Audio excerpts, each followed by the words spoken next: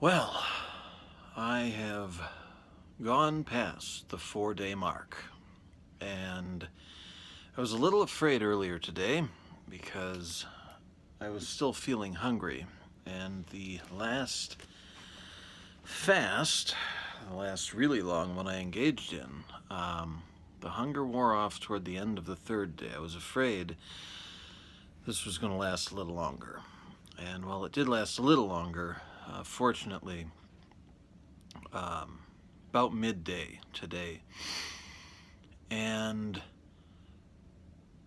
about an hour after the hunger was gone, I felt what I can only describe as a sense of euphoria, and it was as if my mind had been freed from a chain and ball. It occurred to me how much attention actually we actually give to our stomach and our taste buds. It feels liberating at this point. I've gone through a few bouts of lethargy today, but mostly it's been I've felt animated and conversational and talkative, and I've wanted to move around. I do feel cold. I do feel really cold. I broke out my sweater. One of my sweaters, I haven't worn this in probably a couple of years, and it looks like it came straight out of a carnival. But I'll take it. I'll take it. It helps. Now I was silly, and I went outside. It's about 25 degrees right now here in the Salt Lake Valley. I gave myself a little treat. I had a little pipe tobacco. I'll plug them for the few people who will see this. The Tinderbox Devil's Holiday. It was really tasty, and because of the length of the pipe, it actually got pretty cool by the time it got up to my mouth. So that was nice. But I could only finish about half because it was so damn cold, and I think my nose still looks fairly pink right now. So, yeah, next time, coat and hat, especially not eating. So, yeah, I feel pretty good, surprisingly so. I had forgotten this part. I knew that the hunger would go away, but I forgot that it was accompanied by such euphoric and energizing feelings. So that was a pleasant surprise, and one that I needed. Also, kind of funny. I got a tempter in the mail today. Give me just a moment. Should have had this with me. I got a real temptation in the mail today. I got my guava candy that I forgot I'd ordered. So I actually thought the box that showed up and felt something kind of heavy and rattly was a new tarot deck that I had ordered, but I was pleasantly surprised and somewhat disappointed. I had tried this for the first time earlier this year while I was in Colombia, and it was delicious, and I wanted some, and I decided that this I would make part of my end of fast meal. Excuse my phone. Gravity.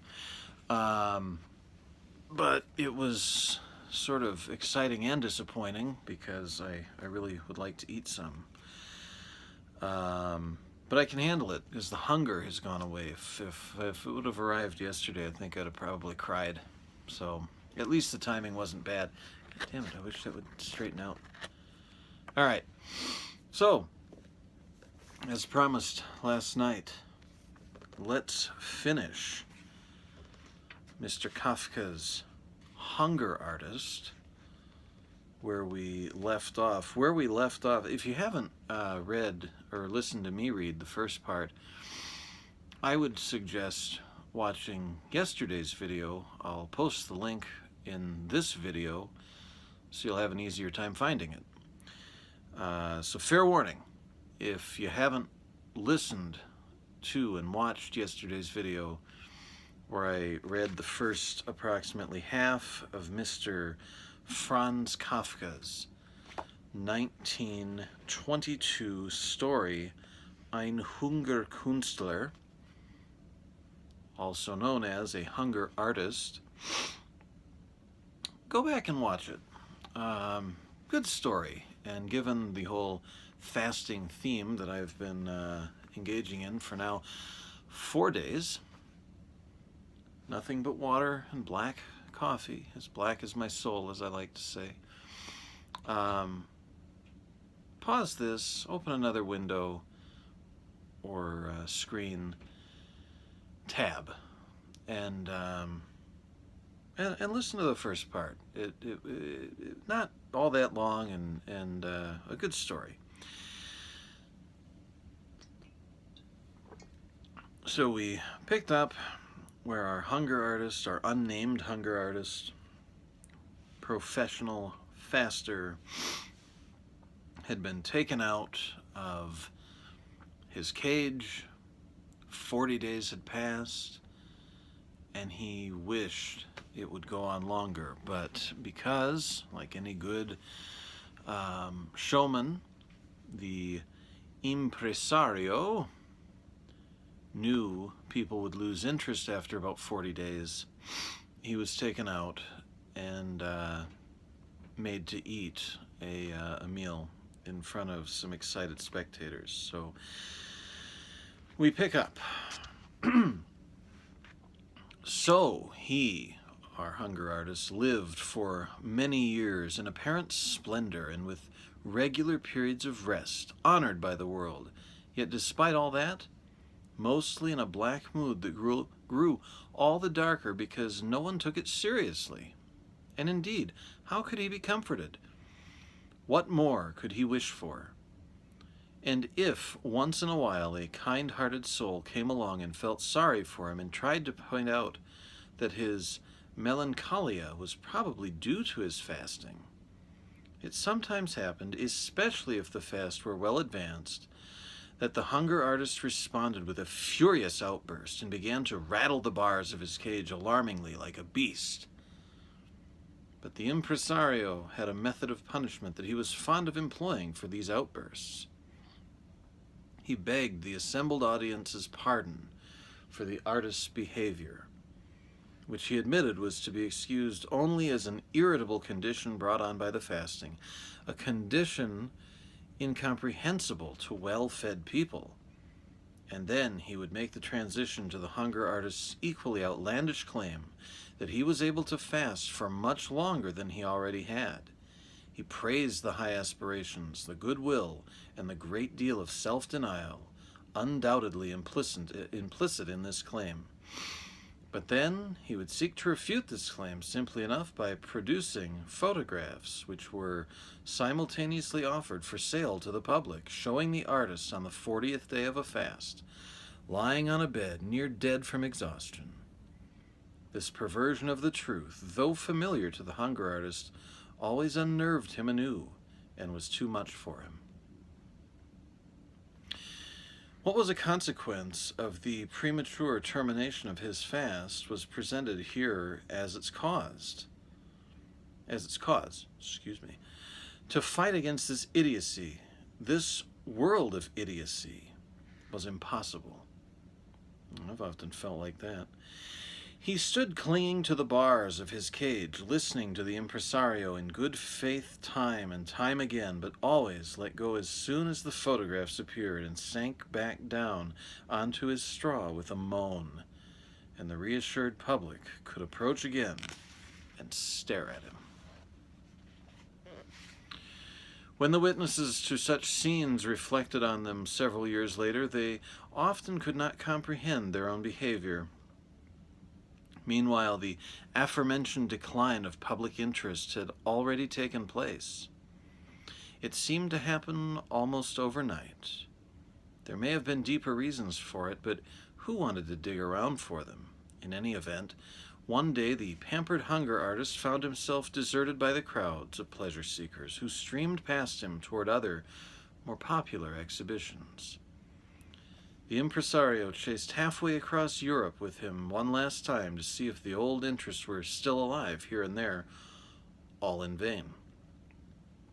It was as if a secret pact had been made, and everywhere there was evidence of a veritable revulsion for professional fasting. Naturally, it could not realistically have happened so suddenly, and in retrospect, a number of warning signs that were not adequately noted or sufficiently dealt with in the intoxication of success now came to mind, but it was too late at present to engage in any countermeasures. Of course, fasting would make a comeback someday, but that was no comfort to the living. What was the hunger artist to do now? When he had been lauded by thousands, he could never deign to appear as a sideshow in village fairs. And as for embarking on a different career, the hunger artist was not only too old, but above all, too fanatically devoted to fasting. So he took leave of the impresario, his partner throughout an unparalleled career, and found a position in a large circus. In order to spare his own feelings, he avoided reading the terms of his contract. A huge circus with its personnel, animals, and apparatus constantly being shuffled, replaced, recruited, and supplemented could always find a use for anyone at any time, even a hunger artist. Provided, of course, that his wants were few, and in this particular case it was not just the hunger artist that was hired, but also his long famous name. Indeed, in light of the peculiar nature of his art, which was not impaired by advancing age, it could not even be said that this was a supernaturated artist who was seeking refuge in a quiet circus job.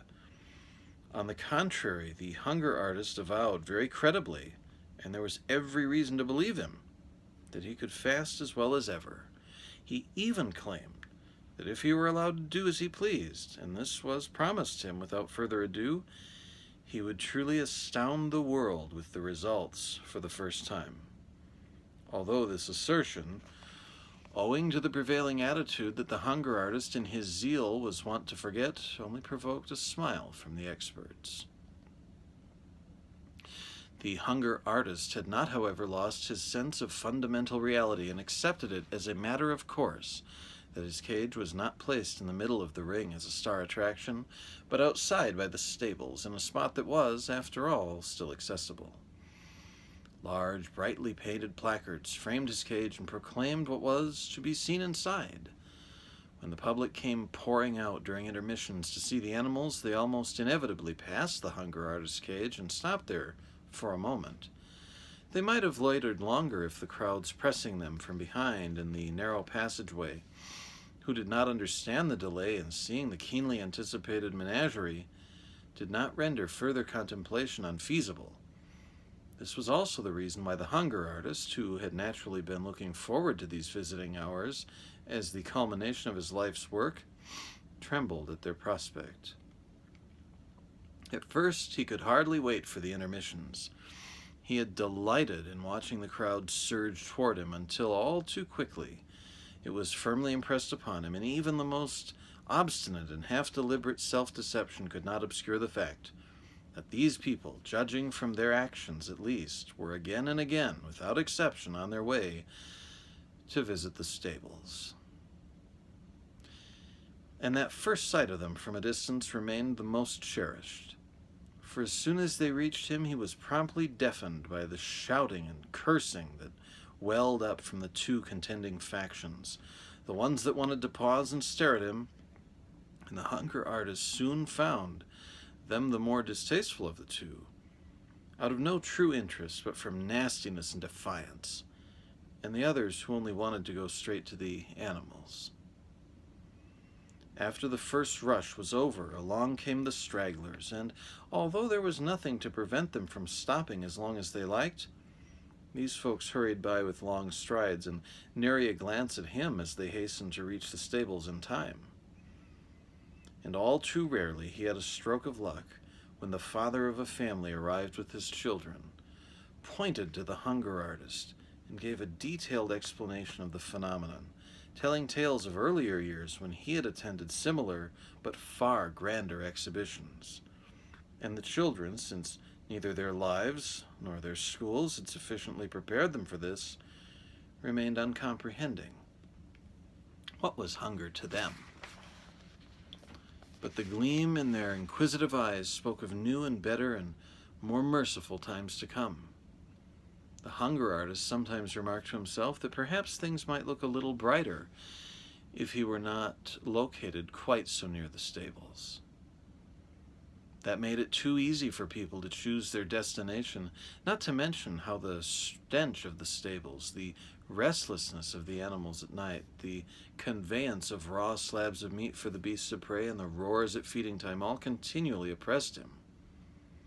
But he did not dare complain to the management. After all, he had the animals to thank for the numerous visitors who did pass his cage, among whom there always might be the one who was there just to see him, and Lord knew where they might tuck him away if he called attention to his existence, and thereby to the fact that, strictly speaking, he was no more than an obstacle to the path of the animals. A slight obstacle, to be sure, an obstacle growing slighter by the day. One has grown accustomed in this day and age to finding it strange to call attention to a hunger artist, and in accordance with this custom, the verdict was carried against him. He might fast as well as only he could, and indeed he did, but nothing could save him. Everyone passed him by. Just try to explain the art of fasting to someone. Without a feeling for it, one cannot be made to understand it. The colorful placards became dirty and illegible. They were torn down, and no one thought to replace them. The little signboard tallying the numbers of days fasted, which was at first carefully altered each day, had long remained unchanged. For after the first few weeks, the staff had already tired of even this small task, and so the hunger artist just fasted on as he had once dreamed of doing. And it was indeed no trouble for him, as he had always predicted, but no one counted the days, no one, not even the hunger artist himself, knew the extent of his achievement, and his spirits sank. And once in a while, when a random passerby lingered, ridiculed the outdated number posted, and hinted at fraud, it was the stupidest lie in a sense, born of malice and brute indifference, for the hunger artist did not cheat. He worked with integrity, but the world cheated him of his reward. However, many more days passed, and that too came to an end. An overseer happened to notice the cage one day and asked the help why this perfectly useful cage with rotten straw in it was left unoccupied. No one knew the answer until someone, with the help of the signboard, recalled the hunger artist. They prodded the straw with sticks and found the hunger artist buried inside. "Are you still fasting?" asked the overseer. "When on earth do you plan on stopping?" "Forgive me, everyone," rasped the hunger artist. Only the overseer, with his ear pressed against the bars, could understand him. "By all means," said the hunger artist, tapping his finger at the side of his forehead to indicate the hunger artist's condition to others. "We forgive you. I always wanted you to admire my fasting," said the hunger artist. "And so we do admire it," said the overseer accommodatingly. "But you shouldn't admire it," said the hunger artist. "So then we don't admire it," said the observer. "But why should we not admire it?" "Because I must fast. I cannot do otherwise," answered the hunger artist. "What a character you are," said the overseer. "And why can't you do otherwise?" "Because," said the hunger artist, lifting his head a little and puckering his lips as if for a kiss. And he spoke directly into the overseer's ear so that nothing would be missed. Because I could never find food I liked. Had I found it, believe me, I would never have created such a ruckus and would have stuffed myself like you and everyone else. These were his last words, but in his glazing eyes there remained the firm, if no longer proud, conviction that he was still fasting. "Now clear this out," barked the overseer, and they buried the hunger artist together with his straw. Then they put a young panther into the cage. It was refreshing, even to the least sensitive, to see this wild creature leaping around the cage that had been dreary for so long. He wanted for nothing. The guards brought him the food he liked without hesitation. He did not appear to miss his freedom. His noble body, full to almost bursting with all he needed, also seemed to carry freedom with it. This freedom seemed to reside somewhere in his jaws, and the joy of life burned so fiercely in his throat that it was not easy for the onlookers to bear it. But they steeled themselves, surged around the cage, and wanted never to leave it.